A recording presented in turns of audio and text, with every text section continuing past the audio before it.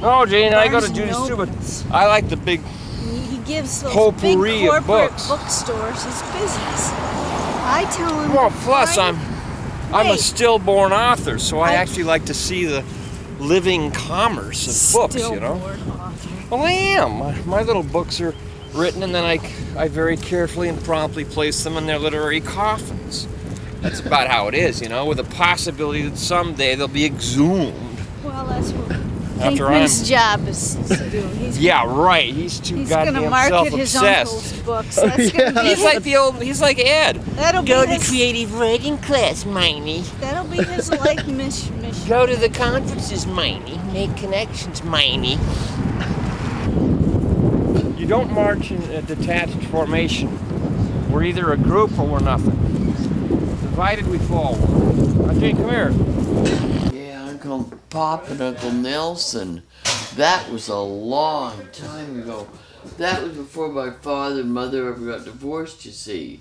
Oh. And my father became kind of hard and cold. See, Tash? Really? But they'd start drinking in the day, and then they'd lay off for several hours. And then in the evening, start right up in the cocktail hour, which I think was the classic 5 o'clock call.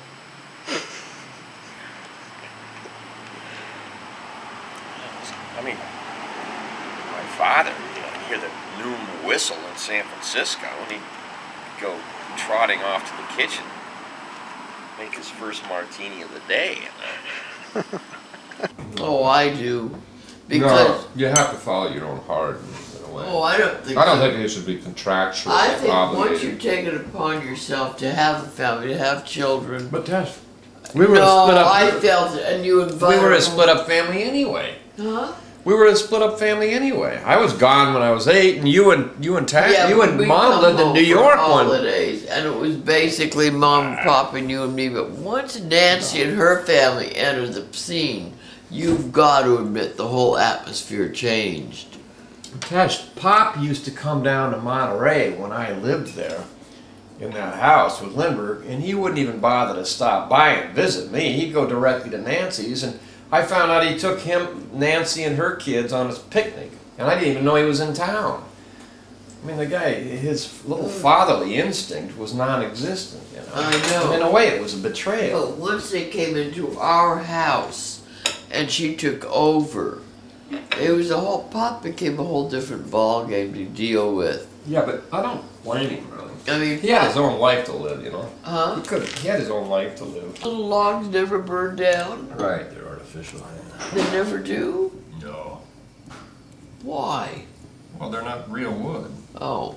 I remember Milton when I was in my last year with PCS, and mine it was at Milton.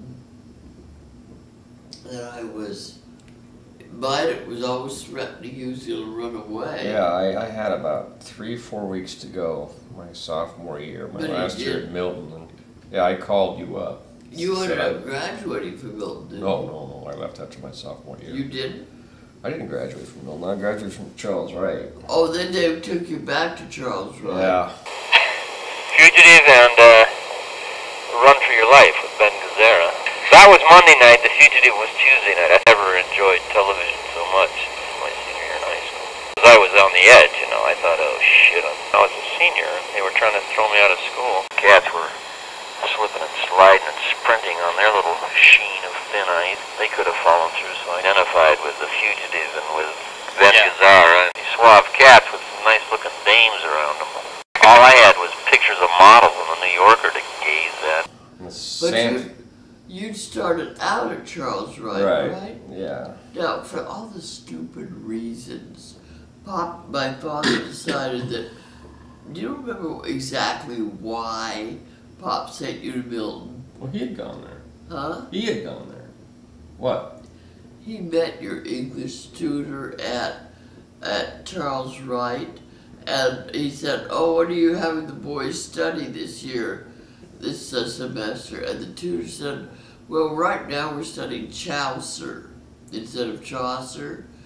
And so, what? And Pop said Chaucer, and he said, Then I thought to myself, Milton, here we come. Well, no, I thought Pop signed me up for Milton before I was even born. He signed me up before I was born, or when I was born too, minded. But that was what made his decision. You're kidding. Chaucer?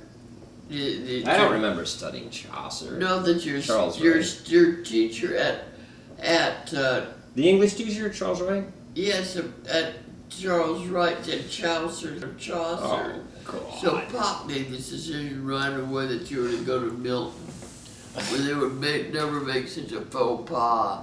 Oh, I didn't know that. And so, my whole domestic life had to be completely turned upside down. Well, yeah, it was hard going to Milton, but Aunt Ginny and I did not get along anyway. Aunt Ginny persecuted me. It wasn't good to send you away from home.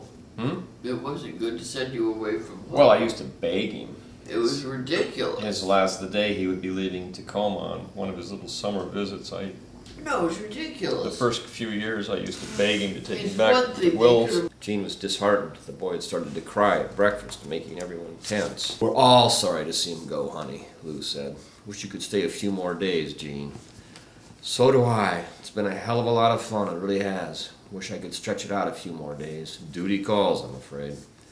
Rudy watched his father place his folded Brooks Brothers shirts inside a large, heavy suitcase which Rudy had demonstrated he could lift. Rudy was small for his age, but stronger than bigger boys, agilely capable of great effort. It must have impressed his father. His father glanced at him, chuckling. Hope I can lift it, he said. Rudy loved his father's voice, face, hands, in fact, loved everything about him. A miniature supplicant, he gazed at him. Rudy, I can't take you with me. Your mother isn't well. She's had a nervous breakdown, not in shape to take care of you. I wish it were otherwise, sport. I can't take you home under the circumstances. I want to come with you, the boy said, not understanding why his deepest wish was denied, a wish so heavy he couldn't budge it, lift it, present it. Can I? I want to go home too, Poppy. Why can't I? Why can't I? Fuck it. That was my little poem, Ode to Friendship. I regret my father was sorry. I regret he was sorry to lose my father. You know, so you got a chip on his shoulder. I mean, everyone kind of put him down, like when's Monica never write the great American novel? It sort of got to be a little underhanded family joke. My father never really encouraged him. And you know, it all starts at home, you know. To assume you're a moron or something, you know. What, not having a family life behind you? Not knowing about it, not being in touch, not being able to explain what happened now, what happened then. It's like, you know, what hospital was my mother in? Well, I was in the habit of not knowing about my mother starting when I was a kid. And that habit of ignorance has sort of sustained itself all my life. So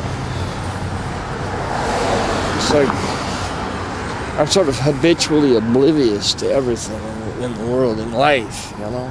Then after Ed died, Steve and I and Land were down, or Dave, I guess, were down there. And somehow I discovered my father's driver's license. He didn't have his glasses on. I suddenly saw these very cold blue eyes. And it's always reminded me of this time when I was in Willows, when I was about 20, 22 or something, drinking with the old man in his living room, and I had this vision distortion where I'd look at him and it was like looking through the wrong end of the binoculars, you know? Yeah. Where he looked incredibly remote but very clear, like looking at some moon way, way out in the sky, a small moon or something. Very vivid but very remote. And I'd look at my old man again, and it was the same phenomenon where I'm looking through the wrong end of the binoculars and he looks so far away, and you know, it was obviously some kind of a psychological hysteria where his remoteness and his coldness affected my very vision. far as I'm concerned, mine didn't have a very neat childhood. Having to write